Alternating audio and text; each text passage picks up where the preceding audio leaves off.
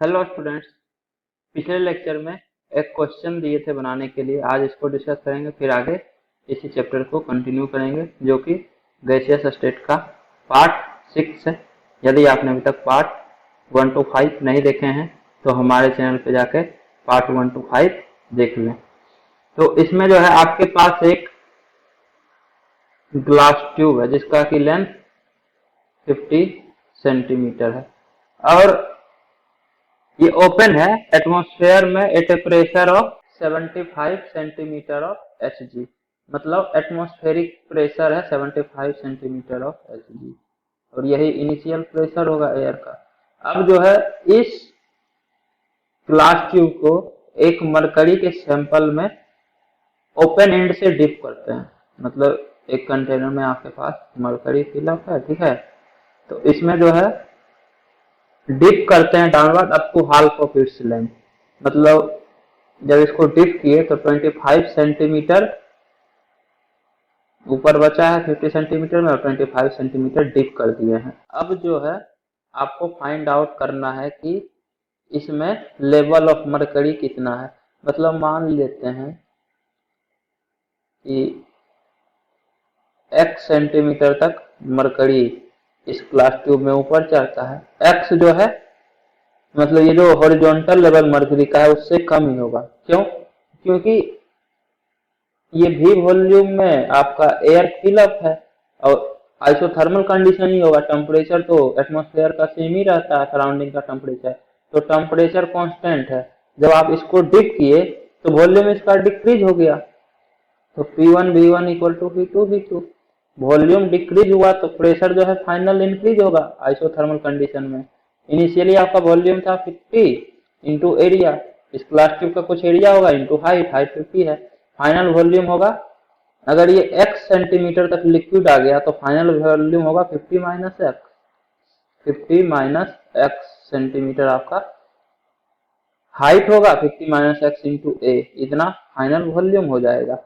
तो वॉल्यूम घट गया, वॉल्यूम घट गया तो प्रेशर फाइनल इंक्रीज हो जाएगा। और आपको पता है कि किसी भी लिक्विड में सेम हॉरिजॉन्टल लेवल पे प्रेशर सेम होता है। मतलब यहाँ पे अगर प्रेशर P1 है, ये 0.1 है, और यहाँ पे प्रेशर P2 है, तो P1 और P2 सेम होना चाहिए। और टॉप मोस्ट पॉइंट पे एटमॉस्फेरिक प्रेशर होगा तो ये 75 सेंटीमीटर ऑफ Hg के बराबर होगा। अब इससे नीचे आएंगे तो प्रेशर इंक्रीज होगा। मतलब अगर इसमें लिक्विड जो है ये हॉरिजॉन्टल लेवल से ऊपर तक चढ़ जाएगा तो उस पॉइंट का प्रेशर कम होगा एटमॉस्फेरिक प्रेशर से। मतलब एयर का प्रेशर डिक्रीज होना चाहिए, एयर जो इसके अंदर है, जबकि प्रेशर इंक्रीज हो रहा है तो हॉरिजॉन्टल लेवल ग्लास ट्यूब में नीचे ही रहेगा। तो ये अगर x सेंटीमीटर है तो टोटल 25 सेंटीमीटर नीचे है, तो ये आपका लेंथ हो जाएगा 25 माइनस एक्स सेंटीमीटर। तो अगर यहाँ upper most point A point पे प्रेशर एटमॉस्फेरिक प्रेशर के इक्वल होगा 75 सेंटीमीटर ऑफ Hg। अब इसमें से आप लिक्विड में 25 माइनस एक्स सेंटीमीटर नीचे आइएगा, तब ना इस वाले लिक्विड के लेवल में आ जाएगा हॉरिजॉन्टल लेवल में। तो ये सेकंड पॉइंट जो है उसी के पैरेलल में ये थर्ड पॉइंट भी है।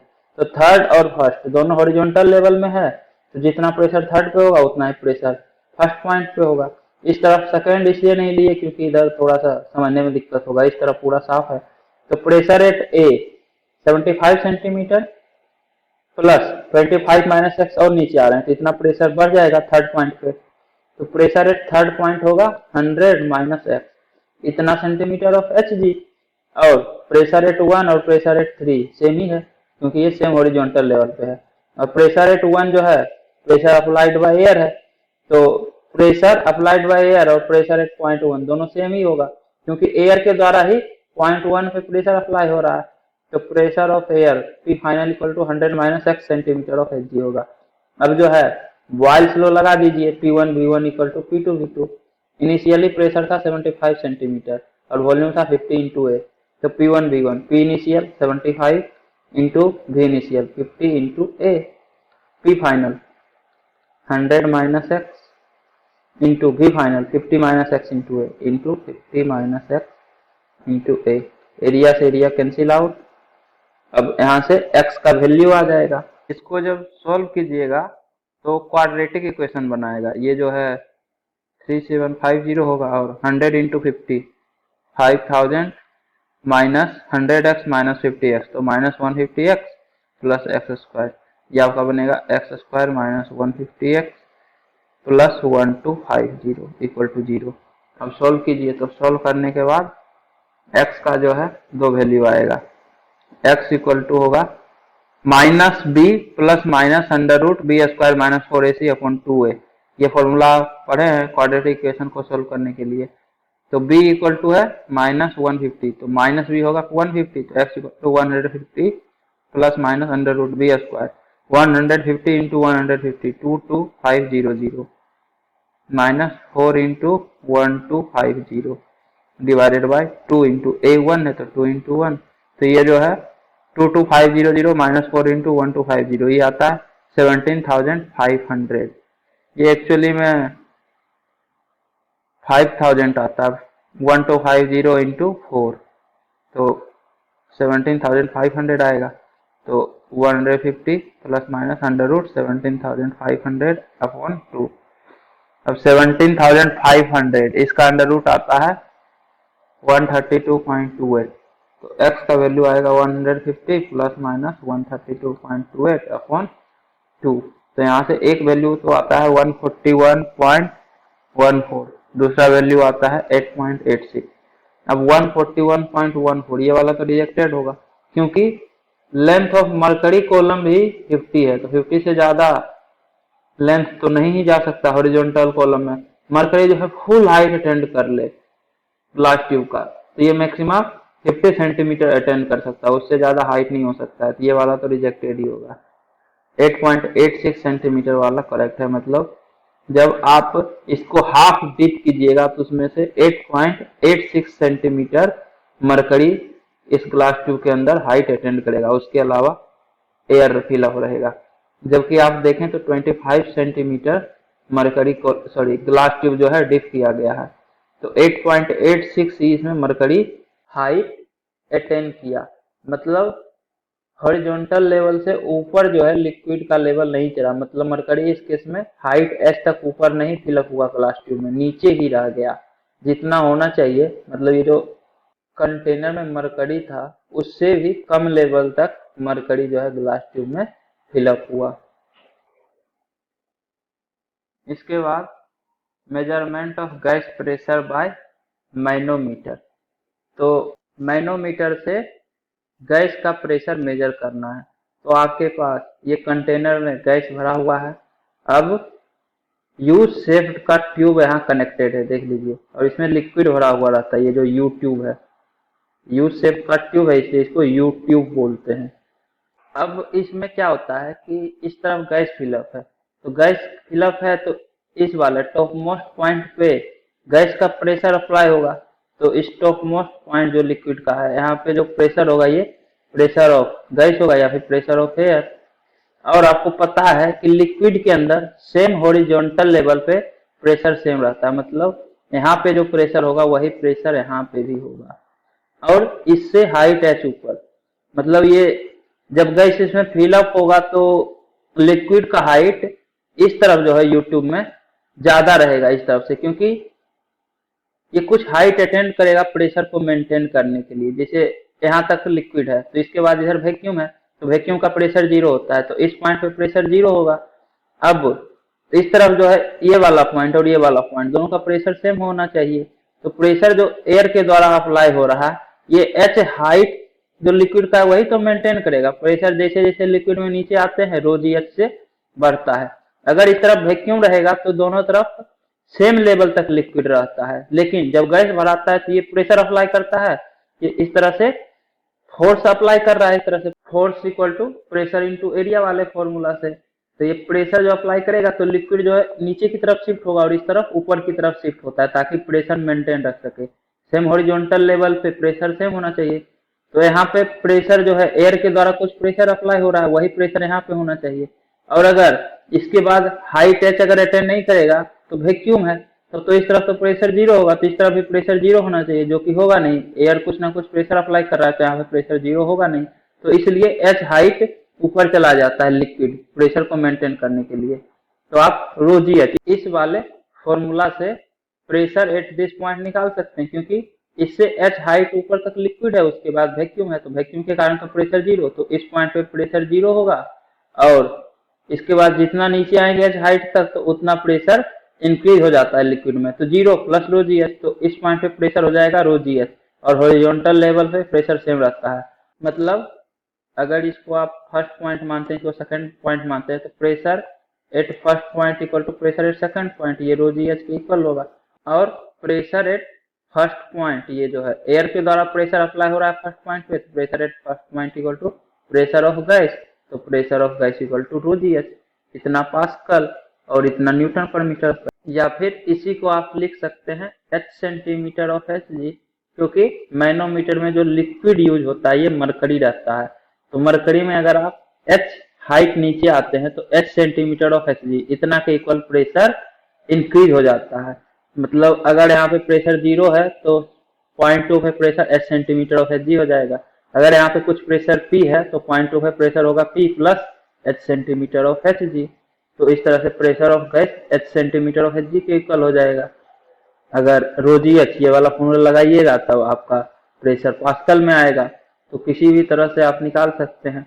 अब इसी में ये जो राइट आर्म है, ये आपका लेफ्ट आर्म हो गया, ये राइट आर्म, ये अगर ओपन है तो एटमॉस्फेयर का एयर यहाँ पे रहेगा, मतलब इस वाले पॉइंट पे प्रेशर जीरो नहीं होगा, प्रेशर एटमॉस्फेरिक प्रेशर के इक्वल होगा, 1 atm के इक्वल होगा, तो पॉइंट सेकेंड पे रो जी एच से प्रेशर इंक्रीज हो जाएगा, तो इस पॉइंट पे 1 atm है प्लस रो जी एच होगा। तो वही है कि अगर राइट आर्म ओपन रहेगा टॉप से तो उस केस में एटमॉस्फेरिक प्रेशर आपको ऐड करना पड़ेगा, क्योंकि एटमॉस्फेयर भी इस तरफ प्रेशर अप्लाई करेगा, तो प्रेशर ऑफ गैस होगा rho G H plus P ATM, atmospheric pressure in pascal, दोनों पास्कल में होगा, या फिर P ATM in centimetre of H G plus height in centimetre. तो अगर सेंटीमीटर ऑफ एच जी में लीजिएगा atmospheric pressure 76 centimetre of H G, और जितना हाइट नीचे आइएगा तो उतना centimetre of H G increase हो जाता है, तो 76 plus H centimetre of H G.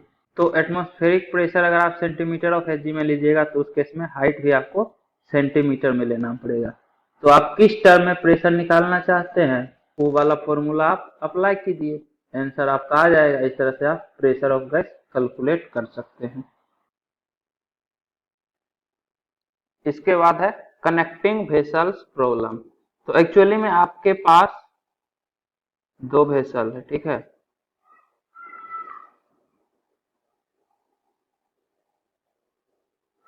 और यहाँ पे स्टॉप कोक लगा हुआ रहता है। जब आप इसको ओपन करेंगे तो इधर का गैस इधर जा सकता है, इधर का गैस इधर जा सकता है, और ऐसा तब तक होगा जब तक कि दोनों कंटेनर का प्रेशर सेम ना हो जाए। जैसे मान लीजिए इसमें नंबर ऑफ मोल N1 था, टेम्परेचर T1 था, प्रेशर P1 था, और इसका वॉल्यूम कुछ तो होगा ही, वो तो कांस्टेंट ही रहेगा। अगर V1 है तो V1 ही रहेगा, और V2 अगर है तो V2 ही रहेगा। अब इसमें नंबर ऑफ मोल N2 है, टेम्परेचर T2 है, और प्रेशर P2 है।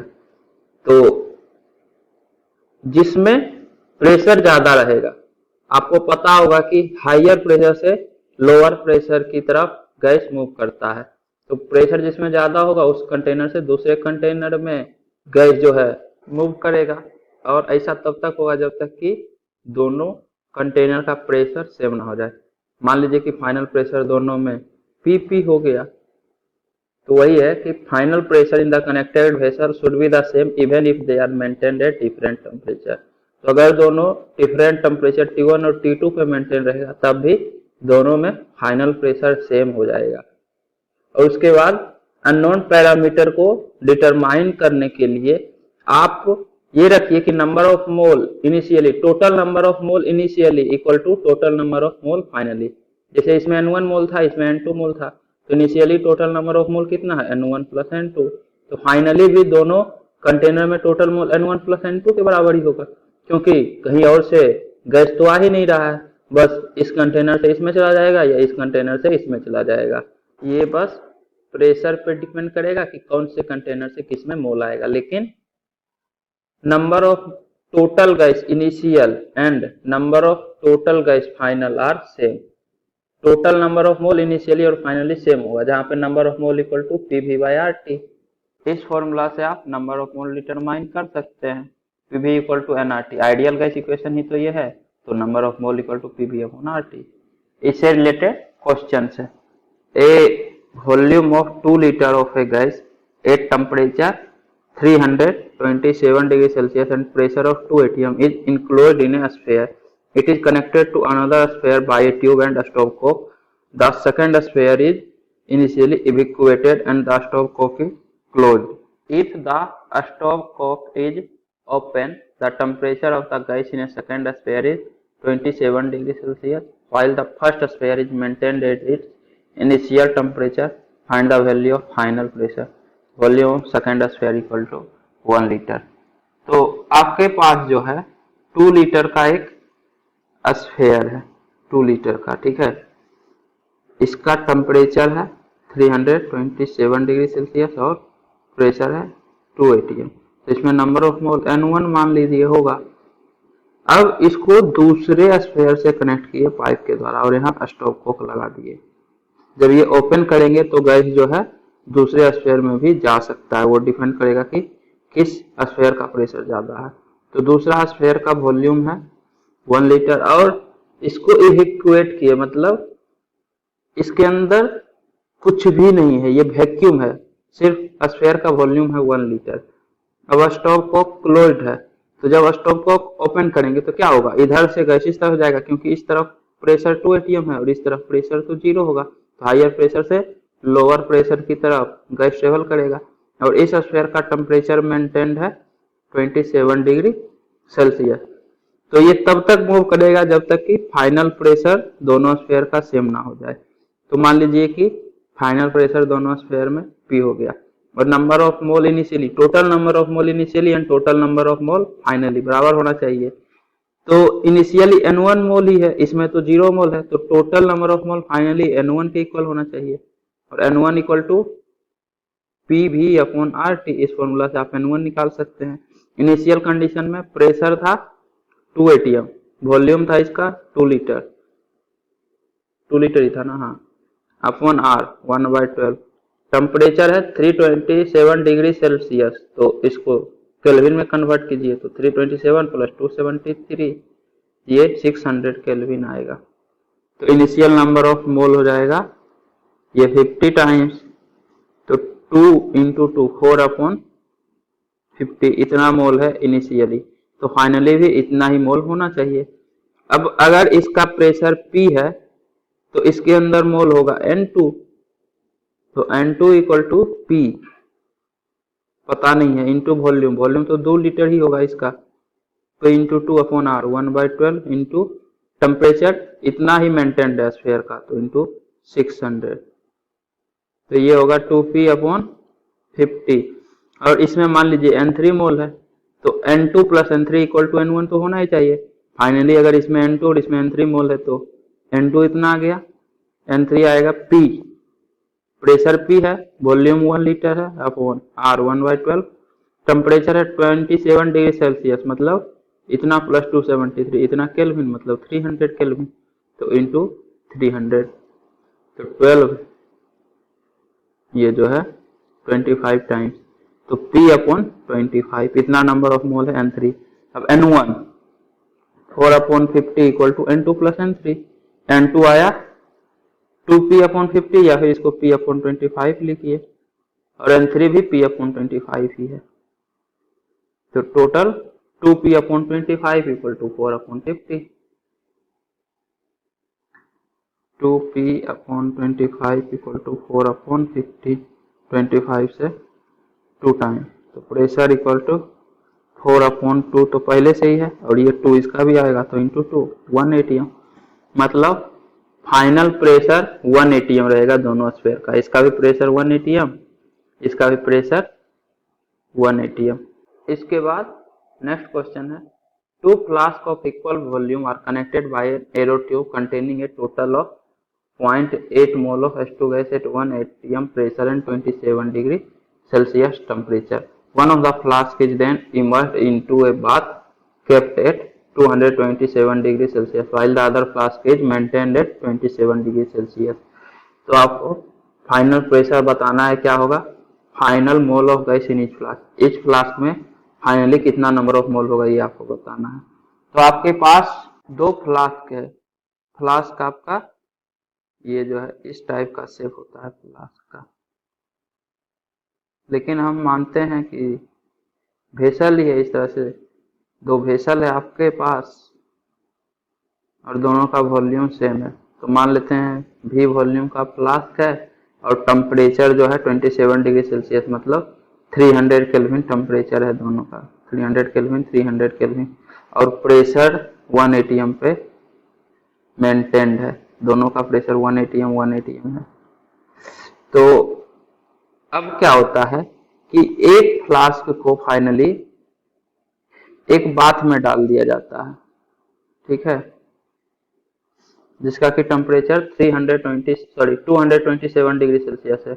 मतलब टेम्परेचर इसका हो जाएगा 227 प्लस 273 500 केल्विन, और बाकी इसका जो है टेम्परेचर 300 केल्विन ही है।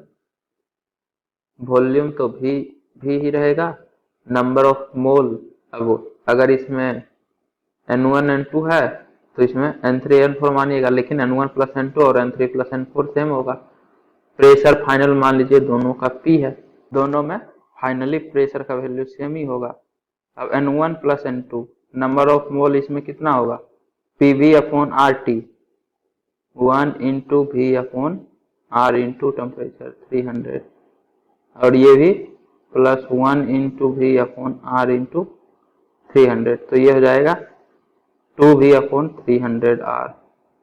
तो total number of mole initially है 2V upon 300 R equal to number of mole of gas in first container PV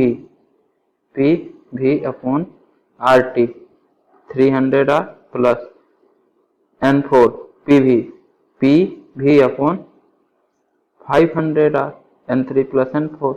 अब जो है इसको सॉल्व कीजिए। यहाँ से R cancel out, 2 0 2 0 2 0 cancel out, V cancel out, तो 2 upon 3 equal to P by 3 plus P by 5, ये हो जाएगा 5 प्लस 3 8P अपॉन 15, तो 3 से 5 टाइम्स, 2 से 4 टाइम्स, तो प्रेशर हो जाएगा 5/4 atm। मतलब फाइनली जो है दोनों कंटेनर का प्रेशर 5/4 मतलब 1.25 atm होगा। फर्स्ट पार्ट हो गया, प्रेशर फाइनल 1.25 atm। अब final mole of gas in each flask, तो ईच फ्लास्क में नंबर ऑफ मोल फाइनली क्या होगा, N3 और N4, ये आपको फाइंड आउट करना है। N3 plus N4 equal to 0.8 मोल होगा, क्योंकि क्वेश्चन में दिया हुआ है कि 0.8 मोल ऑफ H2 गैस जो था इनिशियली, मतलब N1 प्लस N2 जो है 0.8 है, तो N3 प्लस N4 भी 0.8 होगा। अब N3 और N4 इसका वैल्यू आप निकाल सकते हैं PV अपॉन RT से। एक में टेम्परेचर 300 होगा, एक में टेम्परेचर 500 होगा, तो N3 होगा PV अपॉन 300 R, N4 होगा PV upon 500 R।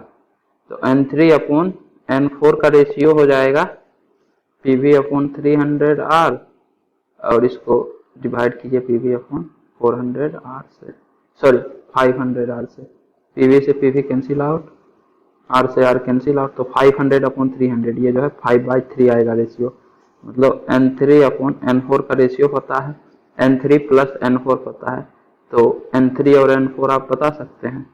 N3 equal to लिख लीजिए 5/3 N4, इसमें आप 5/3 N4 प्लस N4 लिखिए, ये 0.8 हो जाएगा। तो यहाँ से